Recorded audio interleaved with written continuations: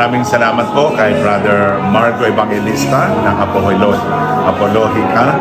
At nais ko po kayong ipagdasal sa pagkakataong ito. Kayo po ng mga nakaantabay sa ating istasyon, Radyo Totoo, ang radyo ng katotohanan, sa ngalan ng Ama, ng Anak, Espiritu Santo.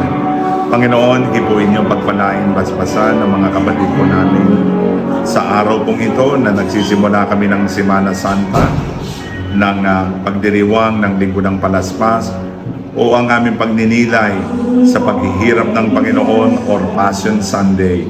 Nawa po ay higit nilang mapagnilayan ang dakilang pag-ibig ni Jesus na nagdala sa Kanya sa banal na krus at nagbigay sa atin ng kaligtasan.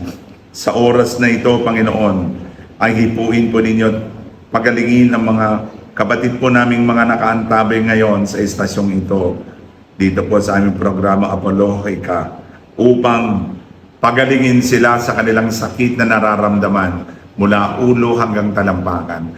Lalo tigit yung mga nasa hospital, nasa ICU, mga kapatid po naming grabe ang karamdaman, mga kapatid namin na ngayon po ay matindi ang sakit na nararamdaman, kayo na pong humipo, magpalat, magbasbas. Sa kapangyarihan ni Jesucristo, anak ng Diyos na buhay, sa tulong ng Mahal na Birheng Maria, ay pinagagaling ko pong lahat ng inyong karamdaman mula ulo hanggang talampakan sa ngalan ng Ama, ng Anak, ng Espiritu Santo.